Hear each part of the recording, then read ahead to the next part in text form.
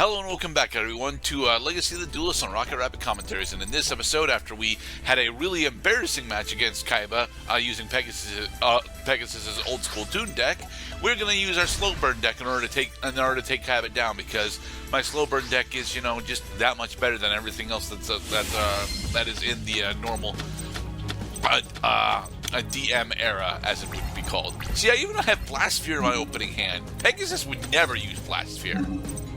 Right. Wait a minute. Does Kaiba not have an extra deck? Yeah, he doesn't have an extra deck. He doesn't.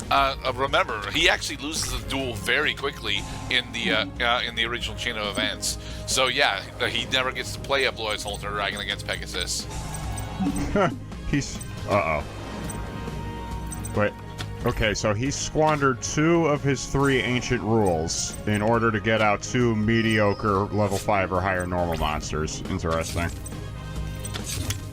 Well, this looks like actually, we have a couple options on the table here. We can sacrifice his monsters to the Golem. We could clear his board with Dark Hole. Or we can set the Des Koala. We're going to set the Des Koala, that way we can blow up Sword Soccer with Fissure. I remember how beautiful Lava Golem used to look, because he was the secret rare variant from Pharaonic Guardian, so the cage had holographic effects on it, which was nice. Didn't the fiery background also have a bit of holographic effects on it as well? Yeah, well, they were very selective of how they applied the effects on these cards, made them extra special and rainbowish. Alright, play our Dark Sanctuary to give us a bit more defense. Oh, Dark Sanctuary, time to open up your peepers.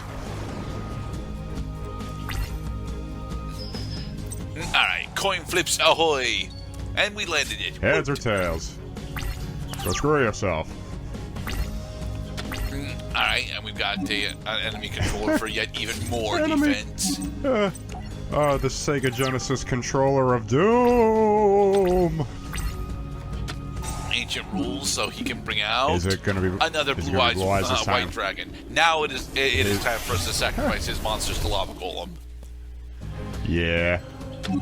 Or we could just Dark Hole the field. Golem is better because thanks to Dark Sanctuary being out. Sure. Except, wait a minute, that's right. You can use enemy controller during the damage step because it modifies attack and defense. No, it's not during damage that you can use it. You can use it during attack declaration. Oh. Oh, wait, that's right. Enemy controller does not modify attack and defense. My bad. It switches battle positions. Mwah. But cards that do modify attack and defense, even if it only incidentally does so, is stupid. Because it lets you do stuff like Honest. We'll actually be seeing Honest significantly later on in the playthrough because a couple of enemies end up using it. It's famously supposed to be a card that Jade uses, but he only gets to use it in the manga, and like he supposedly has it during season 4 of the anime, but I've never actually seen season 4 of the anime, so. Ooh. Oh, look, Marshmallow on to finish him off. We win. Yep. This game is over. Because whether he gets the attack through or he gets foiled on Dark Sanctuary, he's about to lose 2,000 life points. Unless, of course, he just drew into a Shield Crush, which he didn't. He's going immediately to his battle phase. He's going to die of the upside-down smiling Marshmallow. And so, because Pegasus is a dick at this point in the series, he steals Kaiba's soul. Maximilian Pegasus steals Seto Kaiba's soul. Wall the Evolution, end. Mesmeric Control, and Wall Evolution. Okay. And now we move on to one of the. This fight is almost always is usually treated by the fan base as effectively filler. Yugi versus Mai. Thing is, it's an important fight for Yugi specifically because he's still feeling really down about his loss to Kaiba outside the gates. Right. This is his first. In the canon, this is the first duel in which Yugi puts his big boy pants back on and gets back into the fight. Yeah. And then it's Joey versus Bandit Keith, hence we basically have a whole roster party right in the foreground? Yep. Okay. I mean, they're at dinner at the moment, so... Dinner. Enjoy your stay in Paso Pegasus. Super Heavy Samurai Swordmaster Musashi. A card I will never actually play because I am of the opinion that the synchro half of Super Heavy Samurai is significantly weaker than the main deck monsters. Alright, here we go. Oh, look, we opened Brain Control, Mr. Cloud. So? What? Let me guess. The only card in our extra deck is Gaia the Dragon Champion. I think it is actually Gaia the Dragon Champion. Yeah, it's got to be Gaia the Dragon Champion because it can't be a Black Skull Dragon. Oh yeah, Monster Recovery is a quick play spell. I fucking hate this thing. This is me rereading it because I've only actually read the damn thing, 25 fucking years ago. Monster Recovery. It recovers a monster. And of course, Maya's got Harpy's Feather Duster. Ouch. Yeah, that's you might as well just throw in the towel right now. No. If we get Summon Skull, then we're going to be fine. But if we don't get Summon Skull, we are going to be dead very quickly. Oh, look, Regeki. Summon Skull. Oh, okay, so we actually have a game plan here because she only has one card in her hand right now. Checking. Go, yes, my video warrior. A mediocre fusion monster. Really? Not at this point in the game, to be perfectly honest. At this point in the game, Gaia the Dragon Champion is only mediocre because Blue Eyes White Dragon exists. If Blue Eyes White Dragon did not exist, Gaia the Dragon Champion would actually be semi-viable. Not actually viable, but semi-viable. See, Mr. Gerda, the play as I read it was you summon on your previous turn, summon Beaver Warrior in attack mode, attack directly, set Monster Recovery, end turn, and then use Monster Recovery. God damn it, she got to get what? Drew into the nuts. To get something. But the only other thing in my graveyard right now is Mystical Elf. Yes, Mystical Elf would be beneficial right now, but not beneficial enough. Well, okay. Well, now it doesn't enter into it because now she has a monster with more than 2,000 attack points. Yep.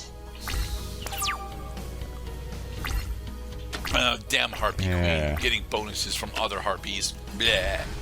Well, she didn't draw in a Harpy's Pet Dragon.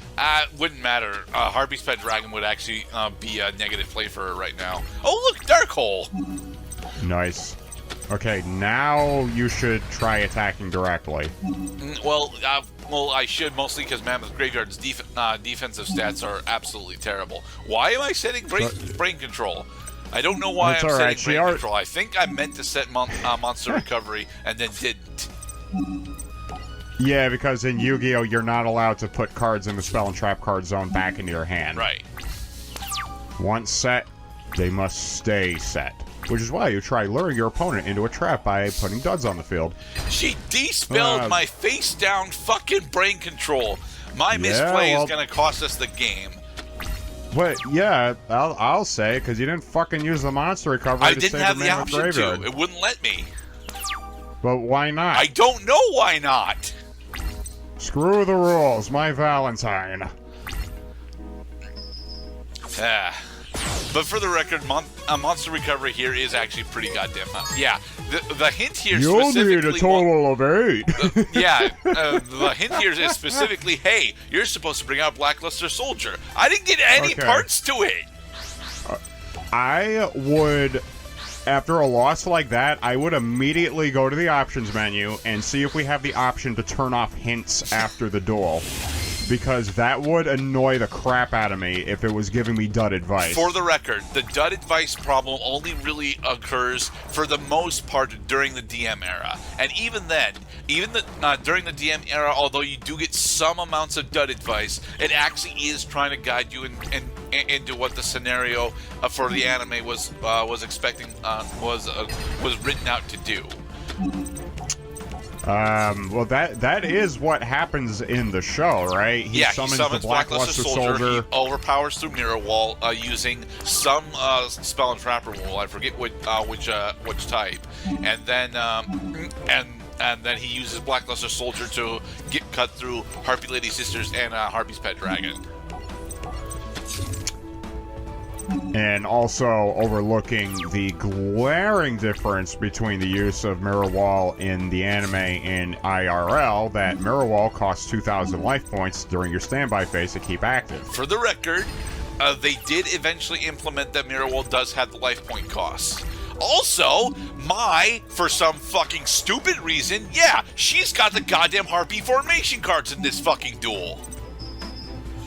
Now, you might not actually be all that familiar with what the Harpy formation cards are, but they are specifically a Wave 3/Wave 5 addition to the Harpy archetype that happened during Arc V. During the Doma / Awakening of the Dragons arc, when that we'll actually see later on, when Mai gets, Mai joins Darts' gang in order to, prove that she's still a badass. She gets a bunch of spell and trap card support that makes her Harpy Lady significantly more powerful. Specifically, Phoenix formation is the one that's down there, and Sparrow formation is another one that I think she actually has during this duel, but we won't get to see. But yeah, My Valentine can in fact OTK you if you're in a winning board state with Phoenix formation. It is entirely possible for her to do that. It is nuts how powerful Phoenix formation is. Go, Zoma the Spirit. Thankfully, in this duel, although she got Phoenix formation, she didn't get any actual Harpies to use with it, despite the fact that she opened Harpy Channeler. She's got jack shit going on for her right now. She's got 4 cards in her graveyard and 5 cards in her hand. Mirror Wall. Thank God. Now we will win. Yes. Yay. I posit that My Valentine is honestly the most pushed duelist from the DM era. And it's really weird because she wasn't the person that got the most recent the most recent stuff. Technically, I think the guy that got the most recent stuff is actually Bandit Keith, but I'm not entirely sure if the Bandit Keith retrains actually got used at all. They're really cool retrains, though. And speaking of, we're moving on to the Bandit Keith duel. And for those of you that remember the show, remember that Bandit Keith is cheating during this duel during the show. Thankfully, he is locked to game mechanics, so he can't actually cheat during this fight. But he still gets some interesting things going on.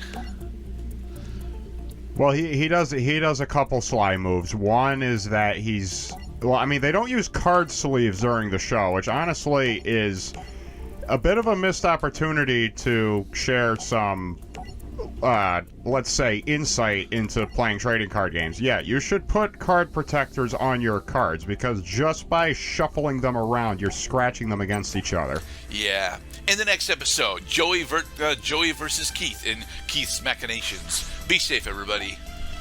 The pendulum will swing in our favor.